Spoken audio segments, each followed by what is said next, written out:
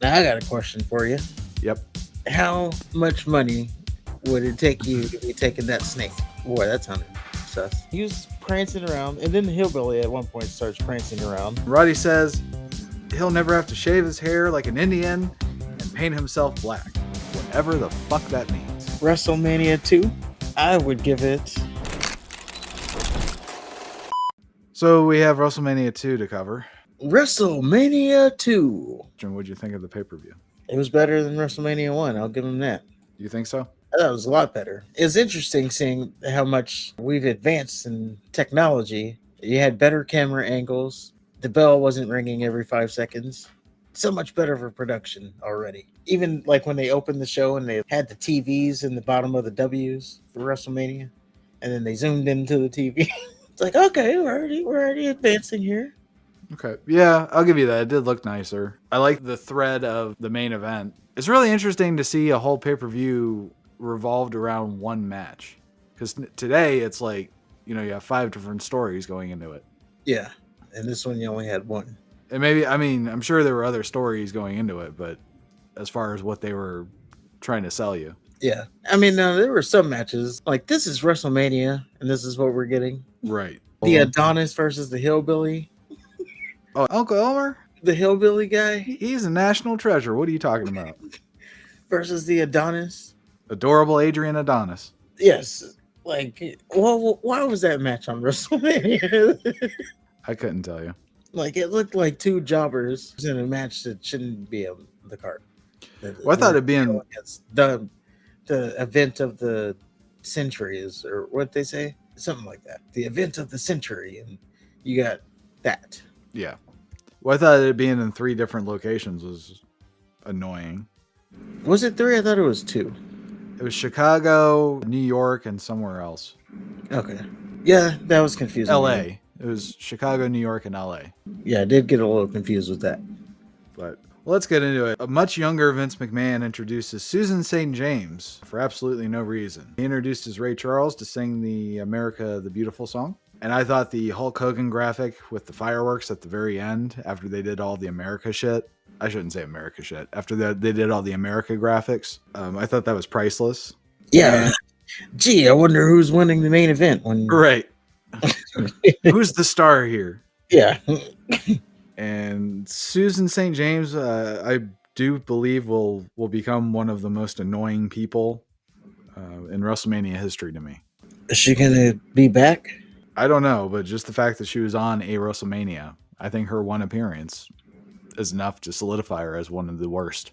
There you go. Ever. Yep. So we have Roddy Piper backstage. Roddy says he's been training hard for his upcoming match with Mr. T. Roddy said T can knock him out, he'll give up wrestling. And then Roddy says he'll never have to shave his hair like an Indian and paint himself black, whatever the fuck that means. Yes. And he also said he'd stop dating women. Yeah, he said, I'll stop dating women. And then he said something to Bob Orton, who's very sensually caressing his shoulders during this whole thing. Yes. It was weird. No, I gotta ask, because you would probably know better than I would. Did Mr. T paint his blackness? No. Okay. Yeah, I don't know what exactly he was. Okay. I don't know. I was like, maybe I'm missing some context as to why he's saying this. Or I guess he's just saying, I'm so sure that I'm not going to get knocked out, then I'm putting all this on the line, I guess. All right. Well, they have a boxing match later. So our first match of the evening, or of that evening, is Magnificent Don Morocco with Mr. Fuji versus Mr. Wonderful, Paul Orndorff. They played these pre-match interviews over the beginning of the match, which was really weird. Morocco said in voiceover that Orndorff is an embarrassment from WrestleMania 1, and he'll make him an embarrassment for WrestleMania 2. And Orndorff says he's been working out a lot, and tonight Morocco is his. Both men, they fight to the outside, and the match ends up being a count out. It was a fast count out, too. Yeah, it was really weird. It was so weird that the crowd starts chanting bullshit, which is nice that they did that even back then. Yeah, I had questions of whether or not this was like redubbed or something. I doubt that they would just dub in bullshit. Yeah. I was like, I know they didn't go back and like add crowd noise to this, but yeah, just hearing the fans chant that was like, oh, I don't know, maybe they would do that too back then. I can see them adding chants and stuff, but I don't see them adding specifically bullshit or anything like that. If anything, they'd cut it out. Right? Yeah, that's true. I kind of wish it was longer. It seemed like it was going to be a good match, but the count out kind of killed it for me. But yeah. So moving on, we have Mr. T backstage, and he's with Smoking Joe Frazier. And a midget. I mean, the little person. And now I'm canceled. you said Bob Orton was caressing Roddy Piper's shoulders. Well, Smoking Joe Frazier is caressing Mr. T's shoulders. And, It wasn't as central as Orton. I don't know. It was pretty. The little person. Okay. Go ahead. No, you want to take it? Go ahead. No. Go ahead. I was gonna say the little person was also rubbing Mr. T with one hand, and then his other hand was moving. And I'm like, what is he doing with the other hand? Well, whatever it was, Mr. T doesn't like to talk. He'd rather use his fists. And if Roddy wants to fight dirty, he'll fight dirty. And then he also mentioned that Roddy shaved his midget. Yes. Yeah, that was weird. Smoking Joe Frazier, Mr. T, and a midget. It looked like Beetlejuice's cousin from the Howard Stern show. Oh, Beetlejuice. Yeah. Yeah. George the Animal Steel versus Macho Man Randy Savage with Miss Elizabeth for the Intercontinental Heavyweight Championship, the one that Gunther has made famous. Sure. Pre-match, Macho Man says that George the Animal Steel is going to say Macho Man is the greatest in the world. This is a really weird match. Like it kept starting and stopping. Macho Man would go like try to psych out the animal, and then the animal would do some weird little stance and chase off the Macho Man. Then they'd lock up for a little bit. Macho Man would run out the ring, and all the while the animal's trying to fuck Miss Elizabeth. Yes, he is. And then out of nowhere, the animal just starts eating the turnbuckle. That was his shtick.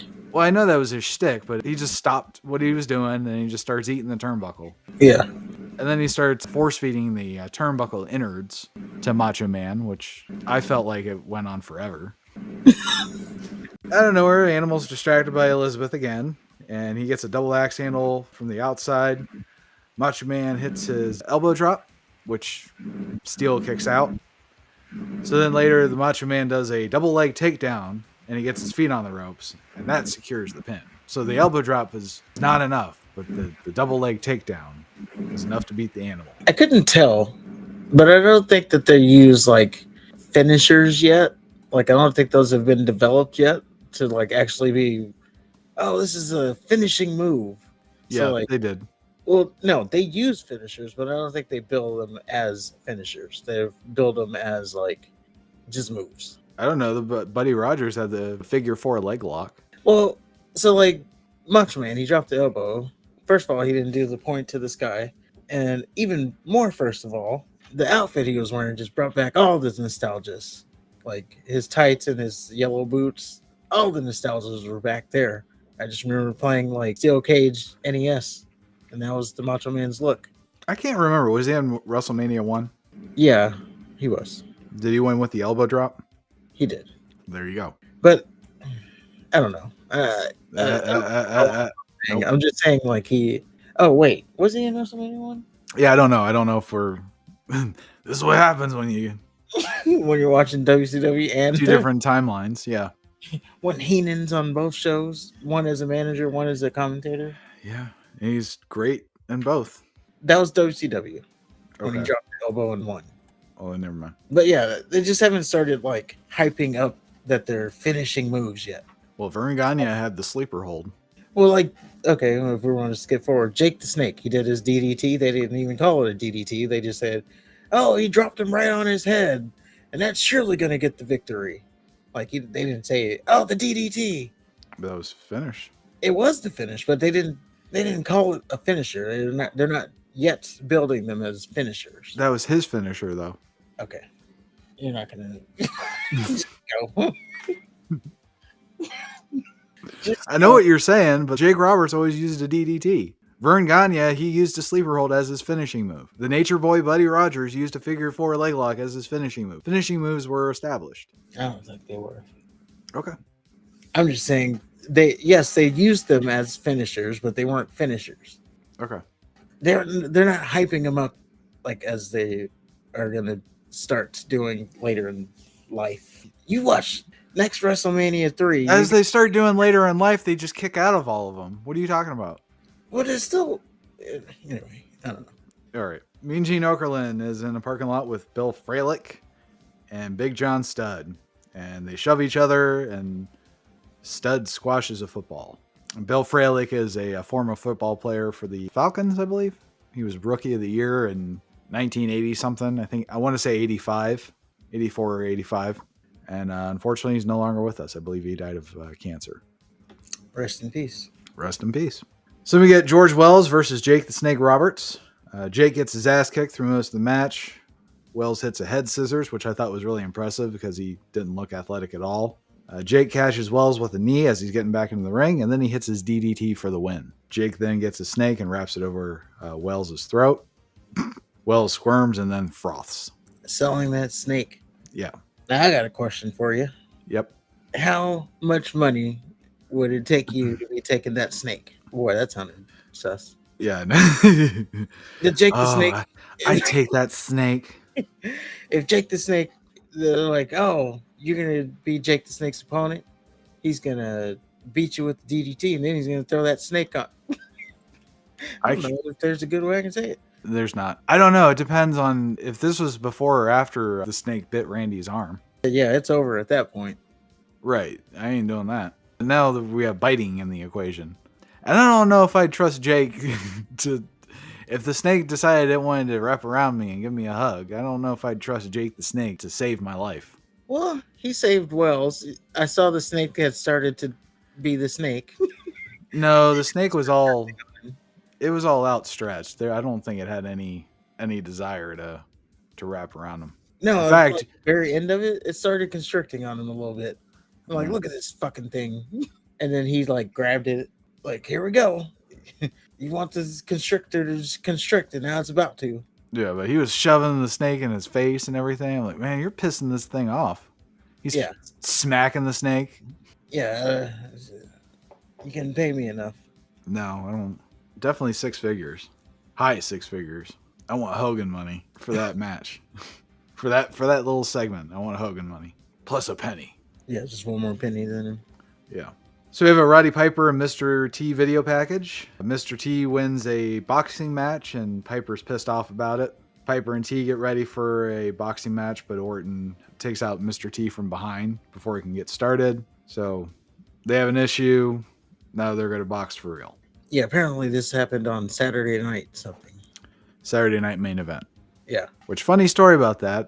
First pieces of wrestling I ever owned was a Saturday night main event episode. It was Ricky the Jagger and Steamboat versus Jake the Snake Roberts, the British Bulldogs versus Greg the Hammer Valentine and Brutus the Barber Beefcake. Kamala versus, I think it was Hogan. I think I remember. No, Kamala versus Leaping Lanny Poffo. And it was Hogan versus Orndorff. It's amazing. You remember that card. I watched the fuck out of it. There you go. I watched it over and over and over again. Jake the Snake, he did a promo from the shower. The shower's dripping all over him. He's talking about Damien. Yeah, Damien's going to taste your soul tonight. Yeah, it couldn't pay me enough to be around that guy. Right. The Undertaker before there was Undertaker. Yeah. But yeah, Saturday Night Main Event was very nostalgic for me. So we have Jesse Ventura backstage. He's interviewing Hulk Hogan. Hogan is coming into this match against King Kong Bundy, very injured. Hogan says whether his ribs are bruised, he's defending his title. He's always having like a herniated back or broken ribs or a severed head. Yeah. Seems to be his thing. Get the advantage on him so he can overcome. Yeah. So Hogan then predicts that Mr. T is going to win the boxing match against Piper. Then we got Howard Finkel in ring. It's nice to hear a real ring announcer for a change. And he introduces Joan Rivers as the guest ring announcer, who's not a real ring announcer. She was Joan Rivers. Rivers introduces Daryl Dawkins as a guest judge. Daryl Dawkins, he was a professional basketball player. He played for the 76ers and the New Jersey Nets. Rivers then introduces Cab Calloway. He was a jazz singer, and he did, I think, vaudeville. I know him from the Blues Brothers movie. And then Rivers introduces G. Gordon Livy as another guest judge. How many fucking guest judges are there? God damn. There was 3. You have 3 judges for a boxing match. That's some bullshit. I think the celebrity shit just got out of hand. We got a celebrity ticket taker and celebrity popcorn vendor. Timekeeper. Yeah, like who the fuck is it? What is it? Ringer. I really want to know what a timekeeper does now. They keep the 60-minute time limit, and they got to keep the thing and then ring the bell if it goes over that, or I don't know. Okay. Yeah, and G. Gordon Liddy, he was a lawyer that was involved in the Nixon Watergate scandal shit. Rivers introduces Herb as the guest timekeeper. Now, a little interesting thing about Herb is he's a pop culture phenomenon. Burger King did a Where's Herb campaign. So apparently this guy would be at a random Burger King throughout the country, and if you spotted him, you would get $1 million. Interesting. Yeah, it was a failure. I saw the guy with the glasses, and he did this stupid little dance. I'm like, I gotta know who this fucker is. Did you notice the little stupid dance? No. Yeah, he came out and he did this little stupid dance. Like, who the fuck is... And everybody was cheering for him. This little fucking milquetoast vanilla wafer dancing. If I'm being honest, I don't even remember seeing him. First of all, we're having a boxing match in a wrestling ring at WrestleMania. Right. So let's get through all this as fast as possible. Oh, it went on forever. They did the timekeeper and bellkeeper and all that stuff. So then we get Mr. T versus Roddy Piper in a boxing match. This was the worst boxing match I have ever seen in my life. Now, I'm not suggesting that I'm an expert in the sweet science, but I do have a couple full boxing matches under my belt, and I do know enough to say that this was shit. Piper would do these little rabbit punches to his stomach. It reminded me of people pretending to fight on stage or something, or in a TV show. Yeah, I would say it picked up in the 4th round. Yeah, I mean there was a couple times where he legit hit in the face, but as far as a boxing match went, and as far as how much heat was supposed to go into this match, it's kind of anticlimactic. Especially you're gonna introduce all these fucking guests. Yeah. I did like how Piper would use the little breaks in between the rounds to talk shit. Yeah. So in the second round, Piper knocks down Mr. T. Mr. T's getting back up, and Piper kicks him back down right in front of the ref. Ref doesn't give a shit. There's a moment where Piper hits T in the back of the head while he's on his hands and knees. Right in front of the ref. Doesn't give a shit. Yeah, he was hitting his constant cheap shots. Yeah. After one of the rounds, Orton throws Piper's spit bucket on T. Right in front of everybody. Nobody gives a shit. So by the third round, Mr. T is starting to get back into it. He actually knocks Piper down twice. The second time he was actually knocked out of the ring. Yeah, and they were still counting as normal. After that round, T talks shit. So now it's starting to heat up. Piper throws a chair at Mr. T, or just before the round. Right in front of everybody. Nobody cares. What the fuck? Does anybody have rules? I don't know, but he really did throw that chair. He sure shit did. It was a real chair. Yeah, it was the stool he was sitting on. Yeah. He just threw it right at him and it hit him. So yeah, then they started trading punches. Piper ends up pushing the ref down. He scoop slams Mr. T, and T ends up winning by a disqualification. And so WWF was doing stupid shit even back then. Yeah. I mean, the 4th round, I would say, was the most entertaining. There was a point where each man had their hands by their side, and they were just throwing unguarded shots at each other. It didn't look like they were giving it their all. Towards the very end, it kind of looked like they were actually hitting each other. Yeah, I mean, they were kind of stiff, but it didn't look like they were knockout punches. It didn't look like they were going for blood. And I know that wasn't the object of what they were trying to do, but why have a boxing match if you can't do a boxing match? I don't know. Be interested in see why this was a boxing match of all things, but yes. WWE constantly trying to do another sport inside their sport. I think Mr. T did a boxing match at a Starrcade too. Oh, I would look forward to not watching that. All right. Actually, we're doing Starrcade. Eventually. Eventually. So you will watch it eventually.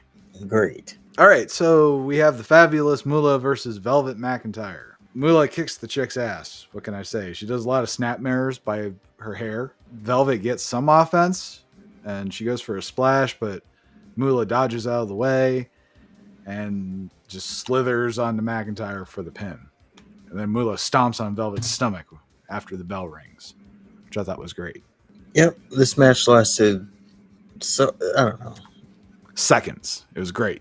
Yeah, That's proper women's wrestling being he utilized. went off of a missed splash, which was weird in itself. Yeah, it was all awkward too. Just how she pinned her, and yeah. But it didn't take too much time, so that's what you love to see it. Yeah. So we've done 2 WrestleManias. We've done 2 Nitro or 2 WC Dubs. WrestleMania has had a women's match in each one. WCW has not had a women's match yet. I just noticed that. I don't remember too many women wrestlers in WCW. I know they had Well, Alondra Blaze for a while. Mainly the women was just there for the eye candy. What was the girl with the gigantic tits? Major Guns. Yeah. Like the comically big tits. Yep, that was Major Guns. But I don't think she wrestled, did she? She didn't wrestle. She was just out there to jiggle. I don't know. I felt like WCW was ahead of the curve there. Because WWE, I mean, they have women wrestling back then, but it's shit.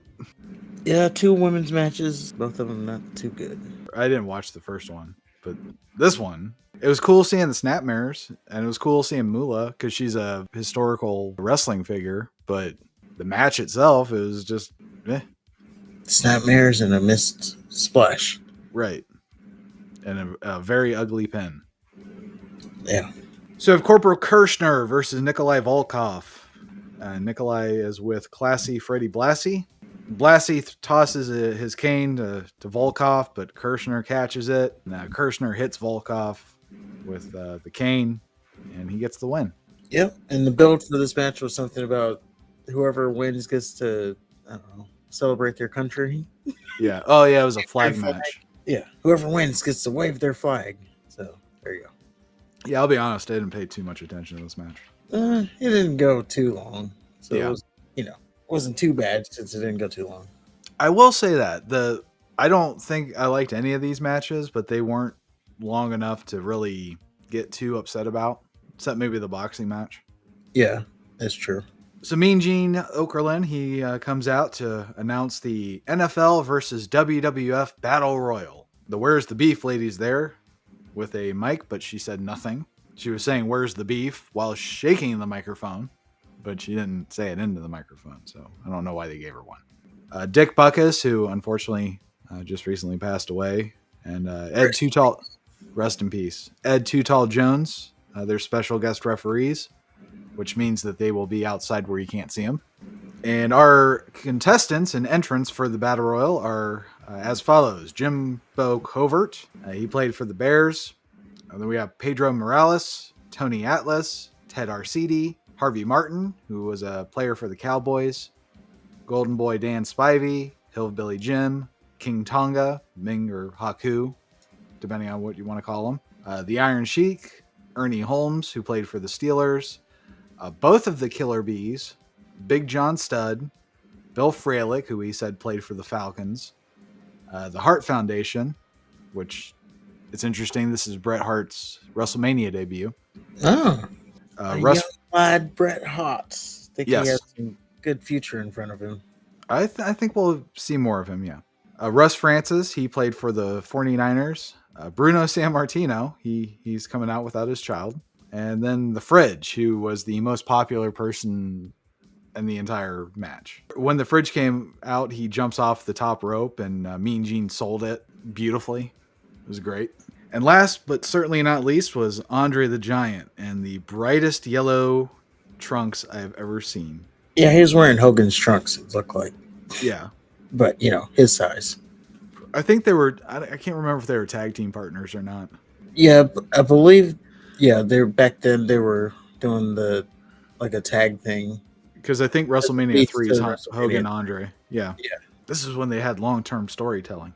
I don't know. I watched the story of this, and it's like, wow. I mean, you can't really do that nowadays. Like, Andre the Giant was billed as being undefeated for 15 years. Like Yeah. that's 15 years of build you got to do there. Yeah. You got to have somebody special like an Andre the Giant. Well, I'm just saying, you got to wait 15 years to pay that off. That's a long time. Yeah. You got to find the right person to do that with. Well, You even got to be. if you don't have the right person, you still got to wait 15 years. It's just like if you get a bottle of whiskey and then you buy it today and then you got to wait 15 years to drink it. That's just a long time to have to wait.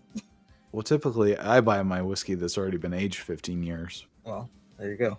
But that was the, I don't know, the parallel to Andre the Giant. Like they had to wait so long to pay that off. I think you can do it now. Maybe not the 15 years part, but you could do like a long, drawn out story that is at least years. Yeah. Maybe 5 years. Adjusting for inflation, 5 years would be good. Yeah. So this is the NFL versus WWF Battle Royal, but I noticed that mostly wrestlers are present. I did like how they looked like they were dressed to wrestle, though. Nice to see somebody come in from the non-wrestling world just not wearing jeans and shit. Yeah, there was points where I realized to myself, I don't know who's the NFL people and who's the wrestlers. Right. And then I said, wait a minute. I can't tell who's the wrestlers and who's the NFL people. This was today, you could tell that easily because, Ricochet. Right. Or they'd have the wrestler, or not the wrestler, the football players in their NFL jerseys or some shit. That too. But even without that, you'd be able to tell, oh, that's the wrestler because he's a small guy. And with the exception of a couple of them, they mostly looked retired. That too, yeah. So, Ernie Ladd was on commentary, which was probably the only thing worth watching this match for. I enjoyed him. Andre clunks the fridge and Big John Studd's heads together at one point, which was kind of surreal. How's Andre the Giant work out a head clunking spot with William the Refrigerator Perry? Yeah, that's surreal. And yeah, like I said, Fridge was the most over guy on the match, and Studd became the most hated guy in the match because he ended up eliminating him. And then Fridge did this thing where he shook Studd's hand from the floor, and Studd accepted like an idiot. And then Fridge pulled him out. And I guess that's okay. So Studd was eliminated. Well, Andre ends up winning. He tosses out Bret Hart. He beats both the Hart Foundation at the end there. Yeah. It was pretty interesting because if it means anything, he was the last person to survive until Andre ultimately tossed him right on top of Neidhart too. It was good. Yep. So after that, we get Vince McMahon. He's interviewing Piper, and Piper calls T a cheater, just like William the Refrigerator Perry. And Piper still doesn't have to cut his hair like an Indian and dye his skin black. And I still don't know what that means. I don't think anybody did.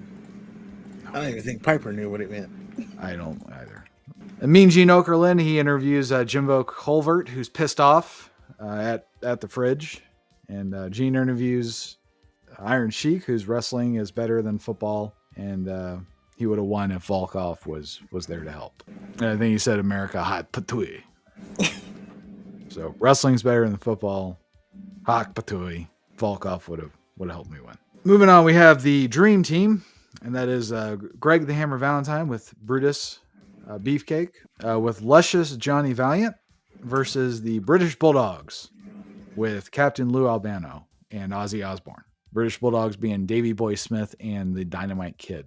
And this is for the World Tag Team titles. Monsoon asks Mean Gene, other than being from England, what does Ozzy do for the Bulldogs? And Oakland says, well, they're from England.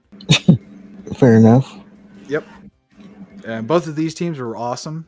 Even Beefcake. I'd almost want to be in the ring with Davey Boy versus Dynamite. Like, that dude was just running 100 miles an hour. And I totally see the Chris Benoit comparisons. Yeah. Valentine kicks out of Davey's running power slam. And then he hits a shoulder breaker. And then Valentine pulls Davey up before the ref can count to 3. Which ended up biting him in the ass because Davey throws Valentine headfirst into Dynamite Kid. Ends up splitting his head open, too. He was bleeding. He was really knocked out from that, too. Yeah. Like, even after the match, he was like, they're trying to pull him in the ring. He was just done. Davey gets the pin, and we have new tag team champions. It's probably the match of the night for me. Good deal. Next up, we have Hercules Hernandez versus Ricky the Dragon Steamboat. Hernandez jumped Steamboat like right away. Steamboat doesn't look quite as jacked this year, I noticed. So maybe he's starting to lean up. I don't know. His back was still. Oh no, he would still win a couple arm wrestling contests, but he didn't just seem as puffy. Yeah. Elvira, Mistress of the Dark, and Lord Alfred Hayes were on commentary, and I thought this really fucked the match up. It was very annoying. And Ricky ends up hitting a crossbody from the top, and he gets the win. Oh, thanks for coming. After that, we have the adorable Adrian Adonis with Jimmy Hart versus Uncle Elmer, the national treasure, Uncle Elmer. Oh my God, this match. Yeah. Well, go ahead. Tell us about it. Well, first of all, you got this Adonis guy who's in a muumuu, and he's also wearing makeup. That was his gimmick. Well, obviously. Yeah. Think of him as Goldust before Goldust. Yeah. That's pretty much what was happening there. And yeah, he was so pretty. He thought he was so pretty. And then you got the hillbilly who loses to this guy. I don't know. He was prancing around. And then the hillbilly at one point starts prancing around to mock Adonis, who's prancing around. There's a lot of prancing, yeah. It was just a interesting match. Luckily, it didn't go too long because I was like, oh, please don't let this go too long. Well, clearly it was a showcase just for... I don't know where Adonis was with his adorable gimmick, but clearly it was just a showcase for him. Now, at one point, he tagged with Jesse Ventura. I don't know if they were tagged partners in the WWF, but they were partners in AWA with Vern Gagne's promotion. So he didn't always have the dress. He just kind of adopted it. Kind of like Goldust. Oh, that's good. But I did enjoy the fact that he took the dress off and he thought he was hot shit, but he was very he wasn't in the best shape. There's a lot of him to love. Yeah. And Elvira's like, oh, look at him, he's disgusting. Yeah. Like, ugh. I mean, if you saw Elvira, she would know what's disgusting and what's not. And this monstrosity, Adonis wins this monstrosity of a match. I forget how he wins. Did he win? Was it like a roll up? Yeah, it was something stupid. Oh no, he wins on a top rope splash. He just did like a top rope splash. Oh, okay. He hit him with something. I literally wrote he hits him with something. I don't know what it was. I don't know if it was a splash or a headbutt or an elbow drop. It looked awkward. I do know Elmer used Hogan's leg drop. He sure did. I don't know what that's all about. So moving on, we have Lord Alfred Hayes. He's interviewing Hulk Hogan. Hayes says Hogan is hurt and he might have psychological disadvantage after being put in the hospital by King Kong Bundy. Hogan says even if he only has one good arm, he'd crawl his way into the cage like a man. He says he feels sorry for Bundy because Hogan's going to take away his pride. And he also hopes that Bobby sticks his weasel nose in his business. Any thoughts? Was this I don't remember. Was this the one where he's working out? No, that's later. Okay. So yeah, no, that's there. So we get our penultimate match. It is Terry Funk and Haas Funk with their manager Jimmy Hart versus Tito Santana and the Junkyard Dog. Of course, Terry Funk being Terry Funk from the Double Cross Ranch. Haas Funk would be his brother, Dory Funk Jr. Why they called him Haas, couldn't tell you. No, but he did look just like him. Did look just like him. Funk hits JYD with Hart's megaphone for the win. I thought it was kind of a nothing match. It was just really cool seeing both Funks wrestle. Terry was great, and I thought it was funny that Jimmy Hart was talking shit through the megaphone, like through the whole match. I remember watching him in WCW and just hating him, but I guess now with older eyes, I get it now. Oh, and he would also like get the little cheap shot and then run around the ring. Yeah. Junkyard Dog chasing him. Yep. That was always funny. Classic manager stuff. And finally, we are at our main event for WrestleMania 2. It's been billed throughout the evening. It's really the only narrative that they've been going for all night. It's King Kong Bundy versus our hero, Hulk Hogan. It's for the WWF World Heavyweight Championship. Start setting up the ring with the reinforced steel cage. It's the blue shit. And I kind of miss that. I know the cage that they use now looks like a cage, but a small part of me just misses that ugly blue shit. Yeah, it was nostalgic. So they kind of showed us what transpired to set up the match, and Bundy attacked Hogan with 3 avalanches and 2 splashes during a match with Don Morocco, and Hogan is later training with Hillbilly Jim with some dude, and Hogan was advised not to wrestle due to the possibility of a herniated disc in his back. And I'm like, is that foreshadowing? Because he has like a fucked up back now in real life. Yeah. I noticed that Hogan keeps calling an ambulance a coffin. Kind of weird. And then Hogan, with a herniated disc, does chin-ups with 100 pounds dangling from his neck. And the guy who was doing the interview was like, "Okay, you've proven it." And Hogan's Mean like, "I'm Gene's gonna like, do you. 1,000." Mean Gene's like, enough is enough. You've proven your point. Yeah, so he's really trying to prove to, I guess, Mean Gene he's ready to go. So then we cut to Jesse Ventura. He's with King Kong Bundy and Bobby the Brain. And Jesse's worried about the cage and what it's going to do to Bundy's beautiful face. Bundy says, don't worry, I'm just going to be champion. And then we get to the match. Bundy doesn't get a workout segment. Nor would he.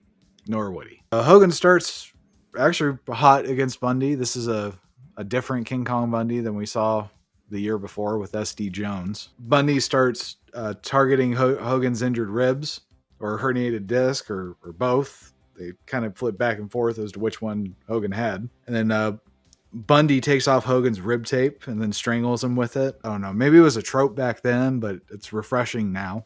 Yeah. Even Hogan used the tape. He sure did. I was like, look at that baby face choking King Kong Bundy with. At one point, he was using King Kong Bundy's like strap on his ring gear. He was using the strap to choke him. Oh, was he? Yeah. I must have missed that. Yeah, he pulled the strap up to his neck. I'm looking at my notes here. I know he did eye rakes and back rakes and all this other shit. It's like Hogan doesn't know how to be a face. Or it was just his moveset. I don't know. Yeah. I do know he threw Bundy face first into the cage, which made him bleed, and it made me miss bleeding and wrestling. Yeah. It was jarring. Like, oh, this adds more to this match because he's busted open now. Right. Bundy ends up hitting Hogan with his avalanche, which was a big deal. Nobody's ever kicked out of it. Finishing move, the avalanche. Well, that one, yeah. But Hogan kicks out of this established finishing move that they established a year ago, at least. And it's a big deal because, again, nobody's ever kicked out of it. And I think, didn't Hulk Hogan start hulking up at this point? I swear it was a little Hulk up. It wasn't like the thing. It wasn't like the full thing. Okay. He just like started to, rally behind the crowd. Yeah, so Hogan gets the advantage again, and then they keep going back and forth as to Bundy trying to get out of the cage. And I swear that Bundy did an avalanche, and after the avalanche, that's when Hulk Hogan started hulking up. Which to me, I'm like, how are you gonna Hulk up after taking somebody's finishing move? That's the kid on the playground that has all the powers. I got all your powers. Yeah, just has like all the immunity and everything. Yeah. So yeah, everything else is textbook from here. Hogan hulks up, hits the big boot. Actually, I don't know if he hits the big boot or not, but I do know he hits the leg drop. Leg drop. He does a body slam as well. Does a body slam. I don't remember a big boot. I don't think there was a big boot. Just the body slam into the leg drop. Yeah, I think at this point it was the scoop slam into the leg drop. The big boot came later. Yeah. But, yep. So Hogan goes to climb the cage. Bundy tries to stop him, but he can't. And Hogan gets out of the cage for the win. And after the match, Hogan chases Heenan. Heenan, for some reason, climbs into the cage for safety. Hogan follows. And Heenan gets thrown into the cage. And then he gets atomic drop. And out of the cage. Yes. And the night ends with Hogan posing like Hogan does. With probably the funnier line of the night, Jesse Ventura saying, "Look at him posing. I would never do something like that." Yeah, and then he said, "I'm next" or something like that. But that doesn't happen at WrestleMania, clearly, because we got Andre the Giant. Jesse had another good line with Elvira. She said something. He goes, "Quiet, Elvira, or you won't get to go out with me later." Oh, yeah, he did say that. Wearing that chainmail on his head. The funny thing is, I think Elvira plays for the other team. Oh, I didn't know that. Yeah. A There lot you of go. people didn't. She keeps it quiet. She's one of those people that doesn't have to. No, never mind. We don't need to get into that. But yeah, that's WrestleMania 2. I would give it, I'm going to say 1.5 star. I would say it's worse than, for me, it was worse than WrestleMania 1. Oh, I thought it was better than 1. I can see why you would say that, and I agree with why you said it. It's just the different locations, all the guest shit. The matches weren't that exciting. There was a boxing match. That's true. WrestleMania 3, though, is supposed to be the step up.